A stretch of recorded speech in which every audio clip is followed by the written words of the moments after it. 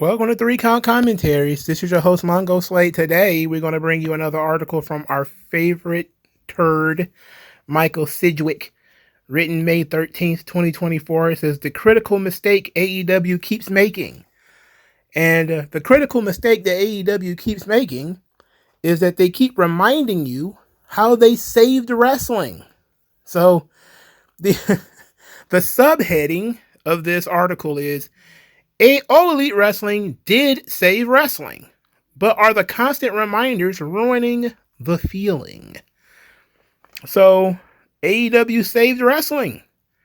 So, we're going to go through this, as usual, when it comes to What Culture Is, a 5-part article, which is entirely too long for me to read. I will skim through it. I've already read it. I'm going to skim through it. I'll give you the gist of what he's saying here. But this opening paragraph or so is amazing.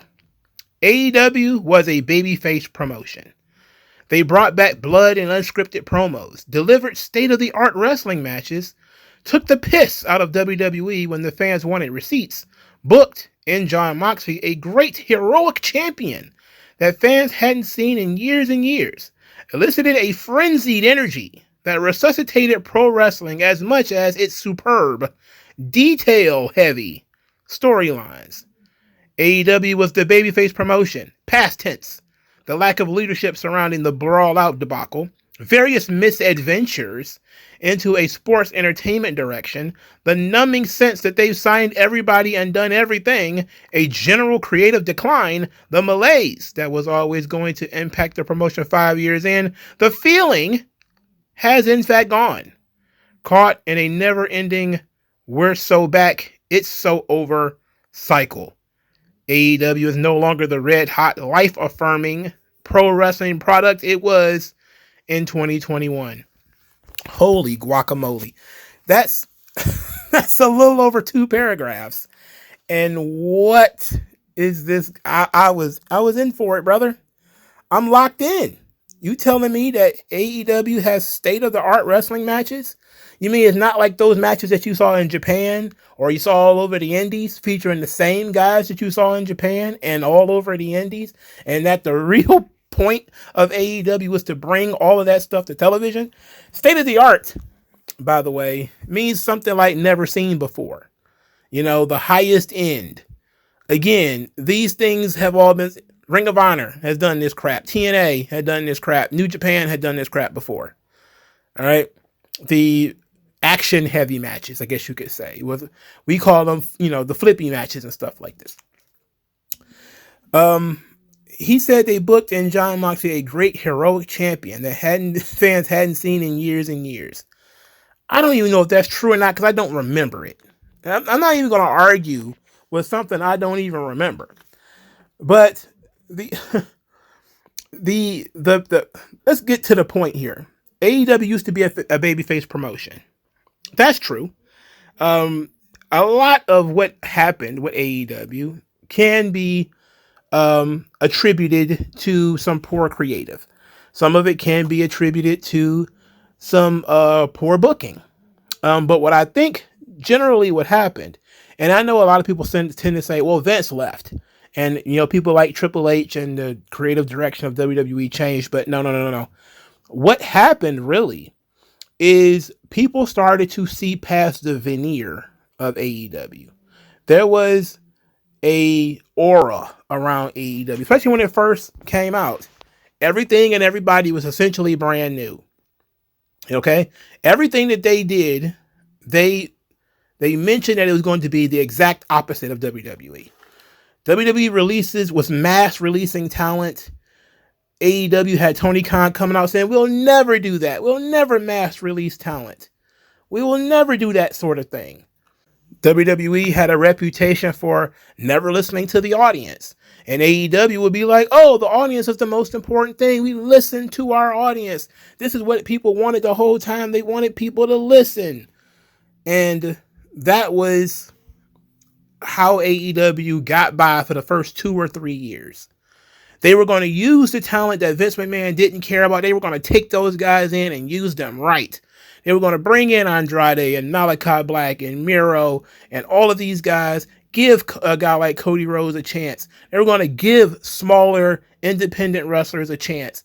They were going to give the guys you've been watching in Japan and in bingo halls all across the country, they were going to get a chance to be a world champion and a top guy at the very zenith of the industry, at the highest levels. They even said stuff like they're going to pay men and women the same. They were saying all sorts of stuff because they wanted to be perceived as being different from WWE. They fed being the babyface promotion. So he is absolutely right that in past tense, AEW was the babyface promotion, and we're going to get into why he thinks this thing has started to decline. And my assertion is all of the stuff that they were telling you before was all garbage. It was all lies. They were not going to pay men and women the same. They were not going to give women more time in the ring than WWE did. They gave them around the same amount of time. They did, bring back blood and guts and those sorts of things. That part is true. Unscripted promos, but that was for the better or worse. They started doing things that actually harmed themselves. Like, pizza cutters in the ring. They could blame WWE for that, but how did WWE know that you were going to have a pizza cutter in the ring during your Domino's commercial? Like, how would they know?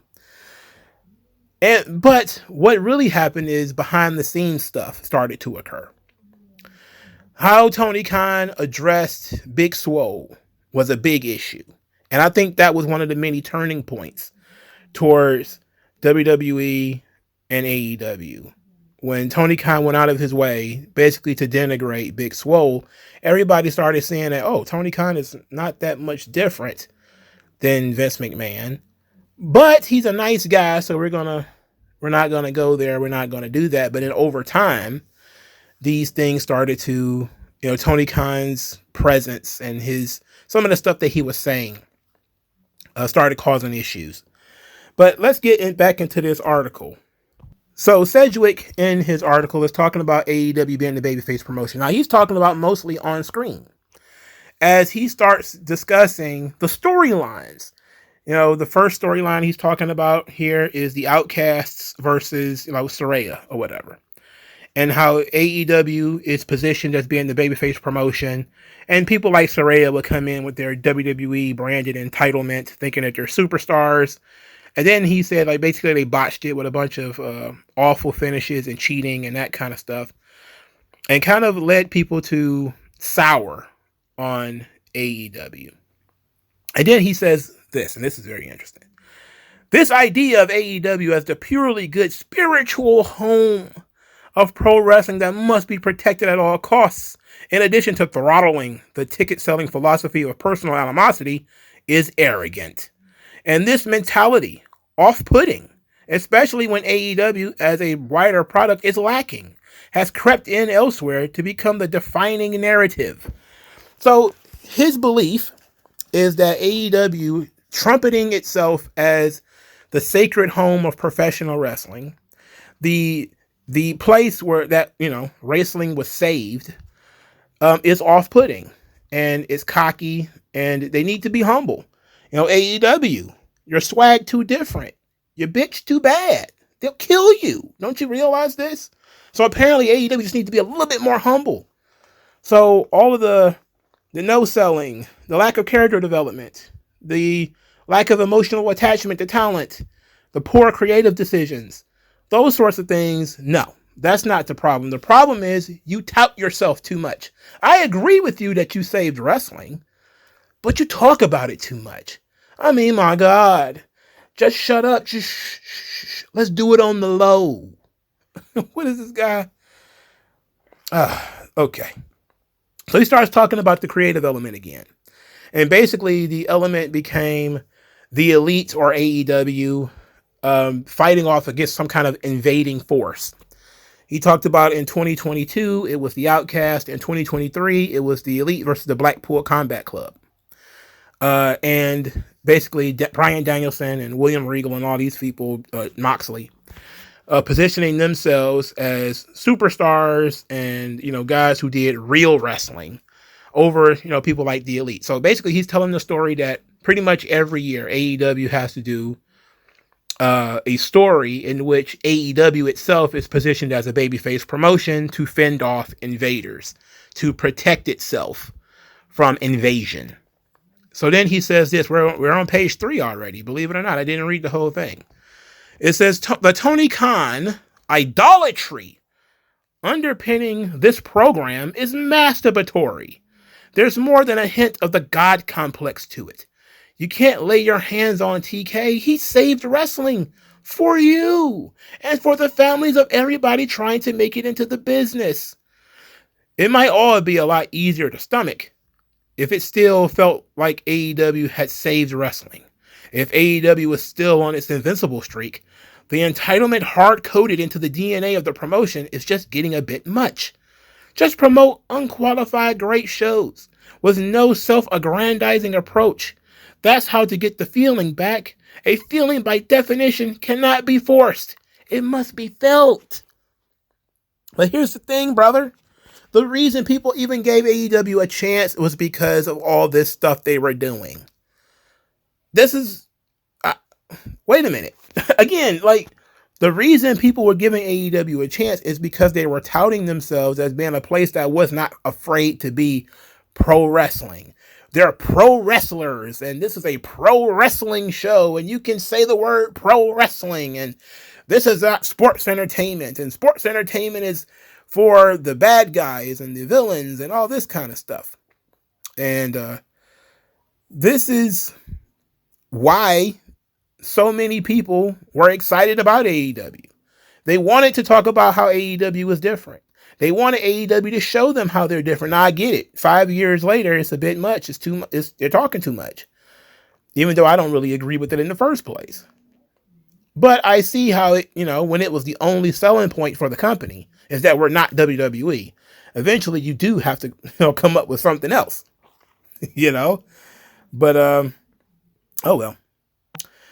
Here is another bit. While AEW has retained the ability to put on very good to excellent shows more than half the time, the babyface promotion ideal no longer exists, and as a result, this storytelling philosophy is propped up by nothing.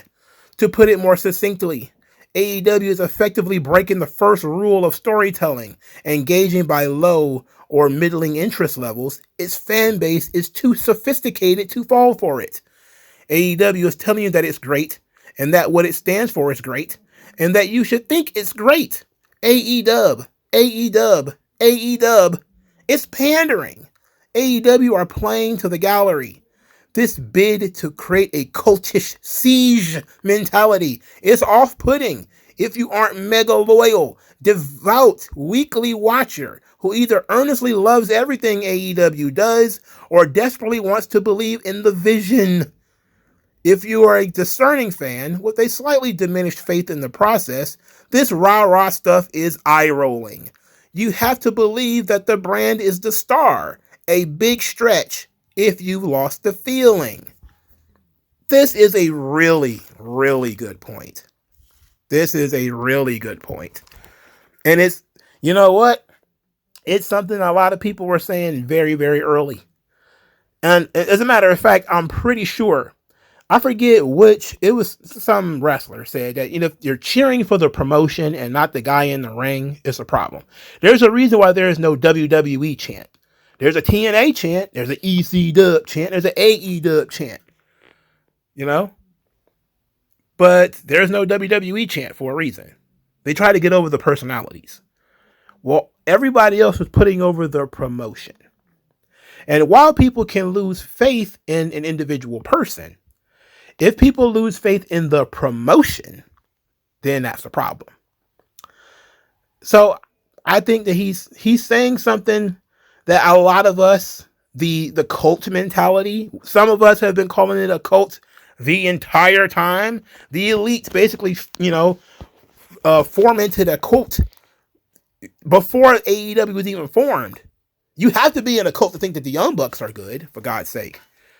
You'd have to be in a cult to think that Kenny Omega 5-star, every match is 5 stars, and he never has a bad match. He's the best worker of all time, and all this garbage. You'd have to be in a cult to think that. But they're catching up. They're starting to catch up. And you know what? I'm not going to denigrate guys who are now starting to catch up.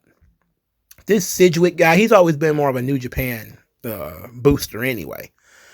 So I'm okay with him finally starting to catch up. That the AEW fan base are psychotic and delusional. But people were rolling their eyes, not now when the company isn't hot. They were rolling their eyes when Jericho was saying, oh yeah, we're going to beat Raw in the ratings someday. And other people who claimed to be very intelligent and people who claimed that they were unbiased. And they were like, oh yeah, we don't even pay attention to, Dynamite versus NXT. You should be comparing Dynamite and Raw at this point. And people were buying into that crap, running around saying it. It was eye-rolly then. It was too much then. We're talking 4 or 5 years ago. We're talking about before CM Punk came back in there. It was already too much. And CM Punk didn't do nothing but add more to the cult element of it. And he divided the audience like nothing else. And how CM Punk, how that situation was handled was also a big problem in why AEW ended up in the position that it's in currently. And he plays a little bit of, lip service to that. But he's going to continue saying things that I'm actually very surprised to see. He says, quotes, Adam Copeland cutting promos about how great it is that AEW exists. Dax Harwood appointing himself as the company mascot to a lesser extent. Will Ospreay, relentless drive to put the promotion over. AEW adores its own reflection and wants you to stare lovingly at it up and down the card. The worst bad-faced grifters will tell you that AEW books for a niche audience with its constant stream of, quote, random, quote, bangers. They are wrong. Wrestling is itself a storyline vehicle, and the many stories AEW books are really rather easy to understand. But they're also half right. Even if you don't know why, AEW increasingly books for those who already love it and want that love to be reinforced. The persecution complex that very much exists to be AEW's to be constantly under attack has almost unconsciously infiltrated the storytelling model. I read this. I stood up and clapped. I legitimately stood up and clapped at this segment here. This guy has figured it out. He stumbled across it. He slipped on a banana peel and came up with what people have been saying for 4 or 5 years. We're tired of the rah-rah speeches. We're tired of the cult stuff. Hey, get over it. Stop blowing smoke up your own ass. Tony Khan is out here taking shots at, Triple H or WWE or Undertaker or John Cena or whoever. And then saying, to be AEW is to be under constant attack. Yes, that's exactly what's happening. But I mostly really like this sentence here. AEW increasingly books for those who already love it and want that love to be reinforced. That's perfect. That is a perfect explanation for why AEW is in the position that it's in. They only care about the people who are already there. It's that's simple. They only care about the people who are already there. See, when people are kind of, then AEW don't really want nothing to do with you. And then those people are called the casual audience. When WWE talks about the casual audience, we should be separate here because Triple H is no different than Tony Khan. What Vince McMahon would do is he would book the show for people who might not even like wrestling. All right. So he has this sort of idea that would you watch wrestling if it was a variety show? If there was comedy, if there were superheroes, if there was soap opera drama in it, If there was, badasses who drive trucks and, threaten to run people over. Would you watch wrestling if there was larger than life characters? Would you watch wrestling if celebrities were involved? When we got involved with the celebrity culture? Would you watch wrestling if we was satirical and made fun of politicians and, current events and all these sorts of things? Would you watch wrestling if it promoted the same values that you promote? Via, being against the wars or, God and country or whatever the case may be, right? And for years, that actually worked. It got people who are only tangentially interested in wrestling to watch. Maybe they didn't watch from week to week. Maybe they didn't go on the internet and read the message boards, but they were watching what they wanted to see from the show. And social media made it more capable for them to engage with only what they wanted to see, right? So you can upload a 6-minute video of R-Truth doing something funny for the person who likes comedy. Now, for the people who hate comedy, they're not going to look at that. For the person who likes matches, they'll probably wait for the pay-per-views or, Dragunov or Gunter to have their 30-minute match. But for the person who likes comedy, they'll go over to YouTube and they'll watch that R-Truth clip. They don't care about the matches. They just want to look at the comedy segments. They just want to see some of the character stuff. For the people who like the promos, we'll upload that, or we'll have a 10-minute promo in the ring to get people interested in why this is occurring, to get the characters over. The entrances, the music, all this stuff was supposed to be larger than life. The Trons, all this kind of stuff, larger than life. Would you watch wrestling if you had all that stuff? If it was like something that you already enjoy. Video games, movies, comic books. If it was like that, would you watch it? These guys say, well, you should already like wrestling, and we're going to give you wrestling in abundance. We're going to give you wrestling in abundance. And people just said to themselves, oh, there's only so much of this stuff I can watch.